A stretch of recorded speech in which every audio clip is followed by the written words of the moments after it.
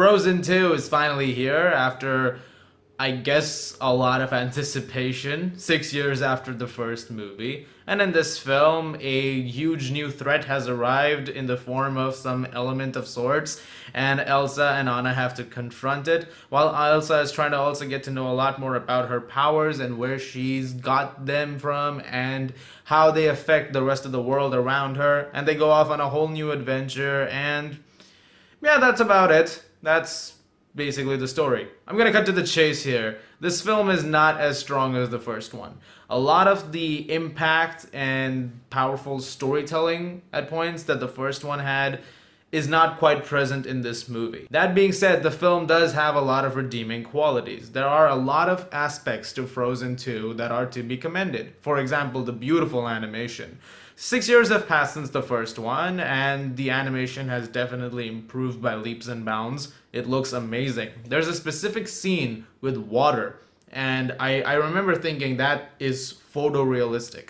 You know it when you see it. It's this gorgeous sequence. There's another sequence with Elsa in an ocean. It was part of the teaser trailer, the first one that they released.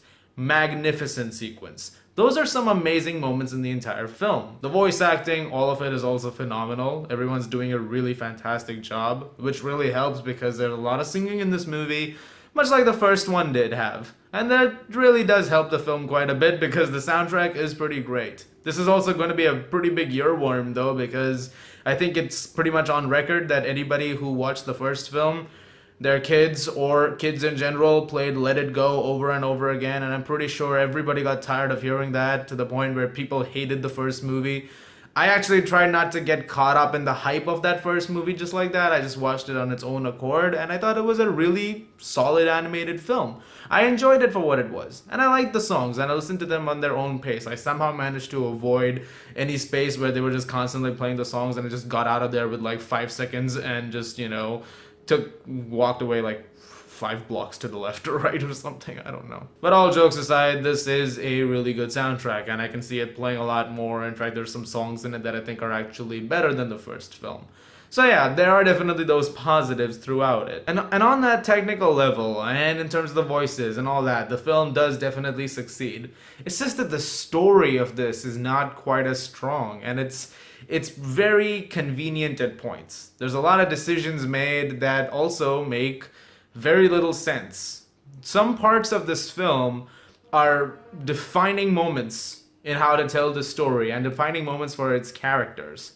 And the film doesn't really take much time exploring what's going into the thought process of these things. It's just these very split-second decisions that are made, and I feel like they didn't really take much time to address it. The film has a darker tone than the first one. It's much more mature, and that's something the film really harps on, this very mature theme, which I think is going to be great for kids because this is definitely addressing that crowd of Frozen fans that has been there since 2013 and are now watching the sequel. But there's been other stuff in the middle, I'll get to that in a minute, that will appeal to them quite a bit. It's a more grown-up story with the same characters. That I did appreciate. But at the same time, I wish they'd taken more time with other of the other elements that they have brought up in terms of telling the story, especially when it comes towards the final act of the film, where some things happen that I swear they needed like 5 minutes of setup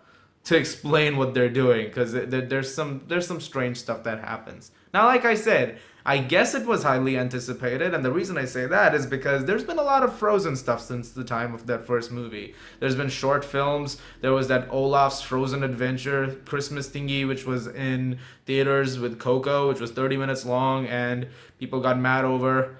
That wasn't very good. So yeah, going into this film, I can see a lot of people just being like, we weren't exactly hyped for it because we've not really got a break from Frozen. And I can completely understand that, honestly. That being said, this film's still gonna make a ton of money because it's Frozen.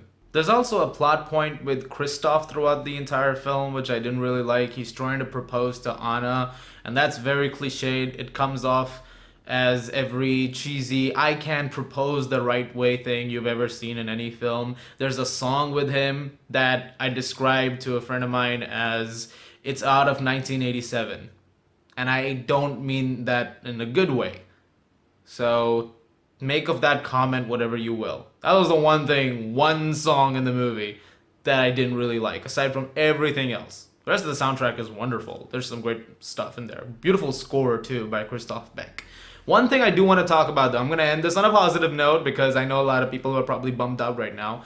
The relationship between Anna and Elsa was always my favorite thing about the first film. I loved their dynamic. I thought it was really sweet and they really loved each other. You could tell that. And that really carried forwards into this film. Their relationship is still the best thing about it. The dynamic between them is amazing, and Idina Menzel, Kristen Bell, they act off each other wonderfully.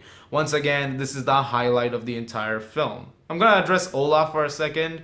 At points, I thought Olaf was overdone. I feel like he's becoming that Minions thing now from Despicable Me, where it's like, don't overdo it. It's working well to an extent, don't overdo it. You know, the first two Despicable Me movies, they had a right balance, but then they made Minions, and then they made short films, and then they now made the third one, and I was like, okay, now it's getting a bit much. Don't do the same thing with this guy, because I don't think that this guy really deserves it. He can be pretty funny if he needs to be. There's one hilarious joke with him that the entire theater just lost their minds over. More of that.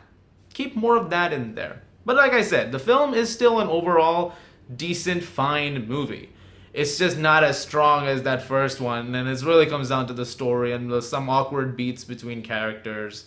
There's also not a significant threat level in this movie. The first one, there was this thing about Arendelle is freezing. Everything is going to hell, and we've got to find some way for Elsa to reverse it, and people were in peril. There is peril in this movie too, but it feels significantly lesser. So I didn't quite love that. I said I would end this review on a positive note, and somehow I'm still ending it on a mixed note. I still overall liked it. There's your positive note. I'm going to give Frozen 2 a 7 out of 10. Thank you very much for watching, guys. Look forward to tomorrow for my review of 21 Bridges. Looking forward to that. Please do subscribe if you like what you see here, and I'll see you guys at the movies.